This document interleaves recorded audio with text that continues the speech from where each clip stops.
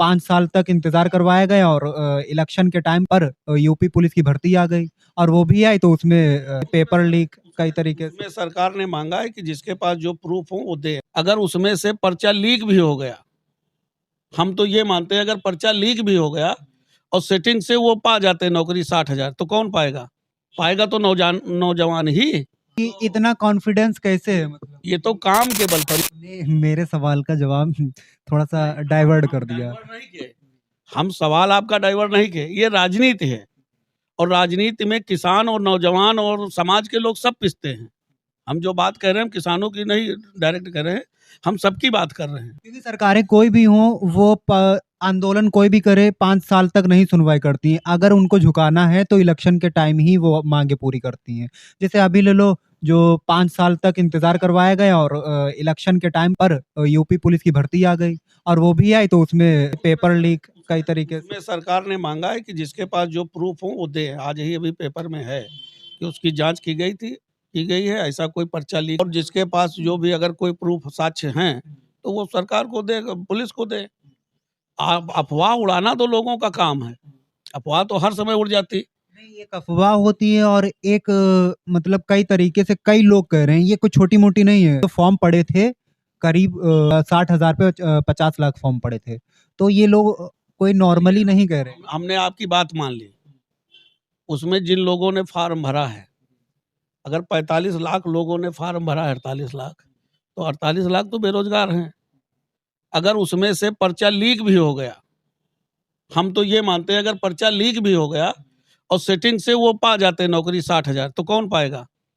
पाएगा तो नौजवान ही। नहीं, आपका थोड़ा-सा हम सवाल कट कर रहे हैं क्योंकि अगर नौजवान पाएगा, तो उसके पास से कुछ ना कुछ जाएगा, तभी तो वो पाएगा। अगर वो कुछ जाएगा, तो वो नौकरी किस तरीके से करेगा? क्योंकि जब उसकी जड़ ही जब नींव जो है उसकी कमज़ोर होगी, तो आगे को वो क्या कदम उठाएगा? क्या वो नौकरी करेगा? किस तरीके से वो प्रशासन को सँभालेगा? ऐसा है, आप जो प्रश्न कर रहे हैं,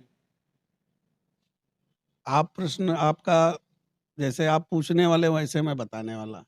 हम ये कह रहे हैं कि जो आपका कहने का मतलब है कि अगर वो पैसा खर्च करके बनेगा, तो वो भ्रष्टाचार करेगा। तो भ्रष्टाचार तो आदमी का मन जैसा कहता है वैसा करता है। इन लोगों के ऊपर नहीं, मतलब सरकार कह रही है कि हमने भ्रष्टाचार के ऊपर रोक लगाई है और नकल के ऊपर, इन सब के ऊपर मतलब हमने काफ़ी रोक लगाई है और ये कम होना चाहिए। मतलब एक तरफ भ्रष्टाचार को कम करना और एक तरफ बढ़ावा देना, ये क्या मतलब? देखिए हर सरकार भ्रष्टाचार को रोकने का प्रयास करती है, हर सरकार।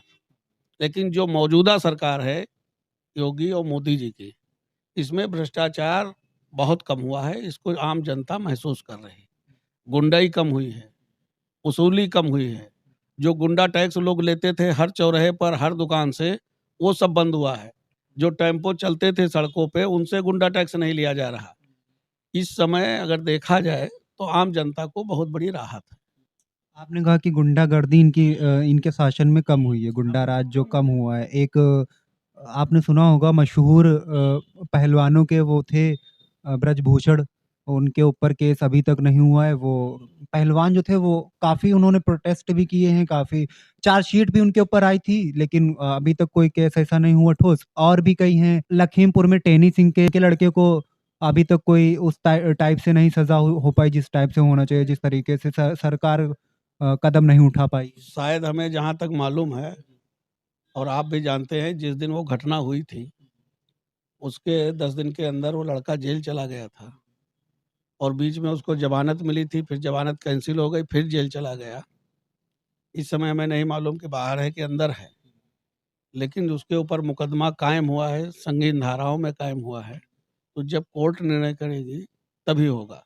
और रही बात ब्रजभूषण शरण सिंह की, वो सब पूरे देश को मालूम है, सब नौजवानों को मालूम है, सब खिलाड़ियों को मालूम है कि वो भी एक प्रायोजित धरना था।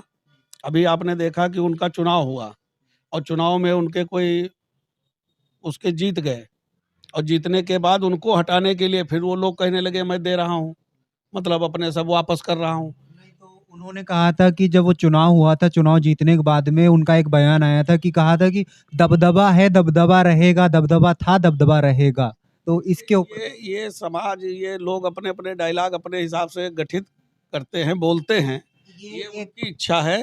देखिए, जिसका आप एक बात बताइए, जैसे जनता वोट देती है, तो जब जनता वोट देती है तो जो चुनाव में खड़ा होता है या तो खड़े ना हो, और जब 2 लोग खड़े हो गए और एक को अधिक मत मिल गए, एक को कम मत मिले, तो जो जीतता है वो तो तरह-तरह के नारे लगाता है। ये आपको ऐसा नहीं लग रहा कि सामने वाले को डराने के लिए ऐसी बात कहना, ये ऐसा नहीं अरे होता? भाई, एक बात आप बताओ, लोग चुनाव जीतते हैं, तो अपने जो पद का प्रयोग नहीं, जो जीतते हैं चुनाव, चाहे छोटा जीते चाहे बड़ा चुनाव जीते, माला किसको पहनाया जाता है?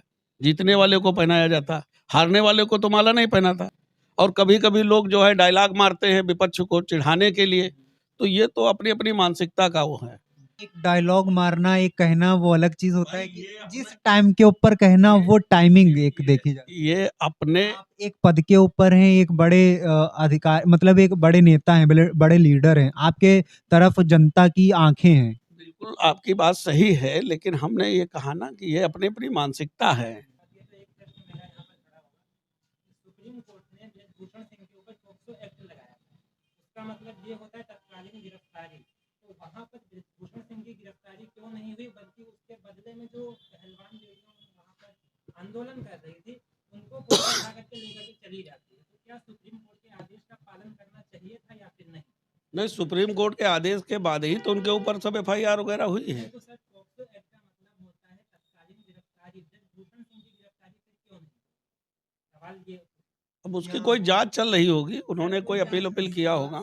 इसका मतलब ये कह सकते हैं कि एक मंत्री के पद के ऊपर या पद पद के ऊपर हैं, किसी ऊपर वाले के किसी दबदबे के कारण नहीं हो पा रहा है ये चीज़।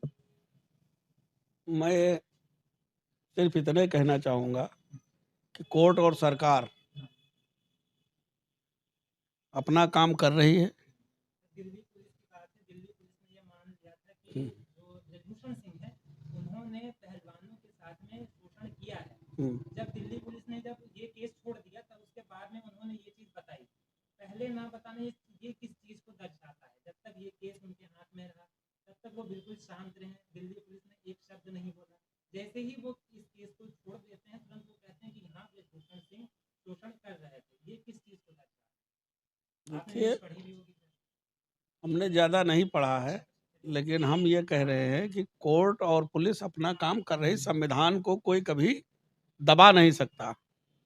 जो न्याय, जो निर्णय होगा, वो सज़ा सबको मिलेगी, जो उसमें सज़ा बनती होगी। अच्छा, कई नेता ऐसे हैं, आपने कहा भ्रष्टाचार के ऊपर लगाम लगा है, लेकिन एक चीज़ और है कि ऐसा क्या होता है कि अपोज़िशन या अपोज़िट जो पार्टी होती है, अपोज़िशन वालों के ऊपर ईडी, सीबीआई का छापा बहुत जल्दी पहुँच जाता है और जो इनके जो मंत्री या कोई भी हो, उनके खिलाफ कुछ भी नहीं होता है। अपोज़िशन वालों का बुलडोज़र से घर भी गिर जाता है, कोई भी हो उनके घर पे बुलडोज़र बहुत जल्दी पहुँच जाता है, ईडी, सीबीआई पहुँच जाती है। आपकी जानकारी में कोई घर ऐसा है कि जो नाजायज़ गिराया गया हो? हमारे बक्सी तालाब में तो किसी का नहीं गिरा। नहीं, अकबर नगर में एक आया था आदेश वहाँ पे। अकबर नगर में आप जाकर के देखिए, वो कुकरेल नदी के अंदर बने हैं मकान, वो किसी की ज़मीन नहीं है। लेकिन वहाँ के ऊपर राजनाथ सिंह द्वारा ही सड़क निर्माण करवाया गया था। अगर वो लोग अवैध तरीके से रह रहे थे तो उनको कॉलोनी और बिजली कनेक्शन ये देना भी एक अवैध है भाई, ये सरकार ही के द्वारा ही दिया गया था।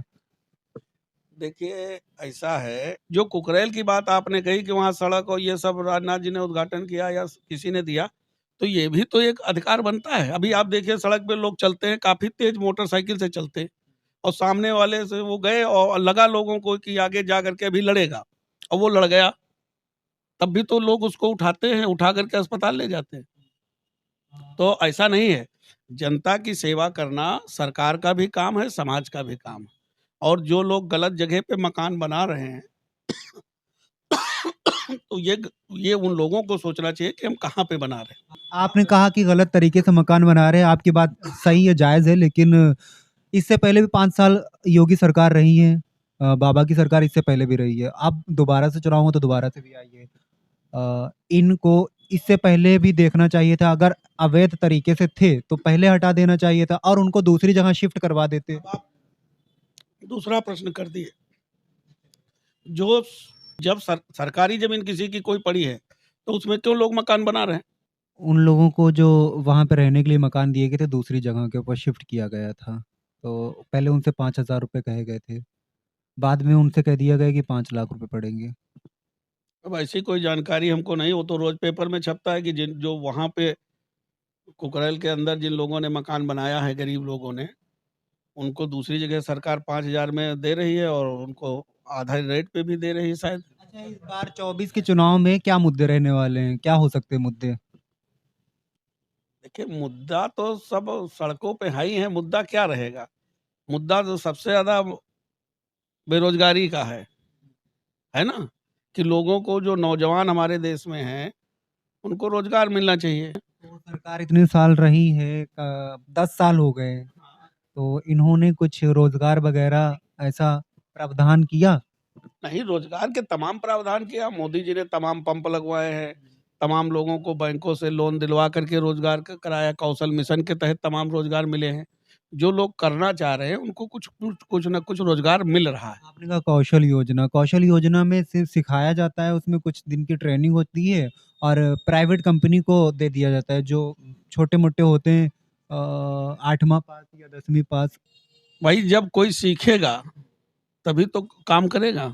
और जो पढ़े-लिखे, तेज़ बुद्धि के पहले जो है घूस से होते थे, अब तो लगभग लगता है कि तमाम लोग पाए हैं नौकरी करे, भैया हमने एक पैसा नहीं दिया। अच्छा, इंडिया का गठबंधन जो बना हुआ है, कई पार्टियों का गठबंधन है, क्या बीजेपी को टक्कर दे पाएगी या बीजेपी इंडिया गठबंधन को टक्कर दे पाएगी इस बार? आप एक बात बताइए, मैंने पहले भी आपको ये जवाब हम दे चुके हैं, लेकिन दोबारा हम ये कह रहे हैं कि जैसे एक दूसरे की लोग आलोचना करते थे, जैसे अभी तक अखिलेश ने कांग्रेस को भ्रष्ट बेईमान कहा। नीतीश कुमार को वापस नहीं लेंगे, और भी एक उन्होंने शब्द ऐसा कुछ कहा था, ध्यान नहीं आ रहा इस टाइम पे। और नीतीश कुमार ने भी कही थी कि हमको मर जाना गवारा है, लेकिन बीजेपी में जाना नहीं गवारा है। हमने पहले ही कहा कि ये लोग, ये सब राजनीति का एक सिस्टम है और लोग बोलते कुछ हैं, करते कुछ हैं। जनता मौन होकर के देखा करती है ना? वो तो जब समय आएगा वोट डालने का, तब वो निर्णय लेती है। आपकी मोदी जी का क्या आंकड़ा है, कितनी सीटें ला सकते हैं? मोदी जी को तो अब बहुत बहुत बम्पर सीटों से आना है। फिर भी ये जनता का मन एकदम बन चुका है, हर जनता मन बना चुकी है। 400 पार या 400? अब 400 पार की बात मैं नहीं करता हूँ, लेकिन जब मोदी जी कह रहे हैं 400 पार, तो ज़रूर पार होगी। तो मोदी जी जब जीत रहे, भाई मोदी जी तो हर बार बता देते हैं कि इतनी सीटें मिलेंगी, तो उनको मिल जाती हैं। आपने कहा कि दे देती है। आपने कहा कि हर बार बता देते हैं, यही विपक्ष का कहना है कि ये इनको पता कैसे चलता है कि हम हर बार जीतेंगे? हर बार ये कहते रहते हैं कि कॉन्फिडेंस है ना, हमने काम किया तो हमको वोट मिलेगा। भाई 14 में तो मनमोहन की सरकार थी, 2 टर्म तो मनमोहन रहे ना, और मनमोहन नहीं आए 14 के बाद, और मोदी जी का नाम लिया गया, जनता उमड़ पड़ी, जनता ने मोदी को वोट दिया। 19 में फिर मोदी जी कहे हम आ रहे हैं, जनता ने फिर दे दिया। यहाँ तो सपा बसपा का गठबंधन था। वही कहते हैं कि इतना कॉन्फिडेंस कैसे है, मतलब? ये तो काम के बल पर, ये तो जनता के बल पर। जैसे आप हमसे पूछ रहे हैं, हम बोल रहे हैं, हम मोदी जी को वोट देंगे, तो आपको भी अनुमान है कि देंगे। आप 10 लोगों से बात करोगे, 10 में 8 कहेंगे मोदी जी को देंगे।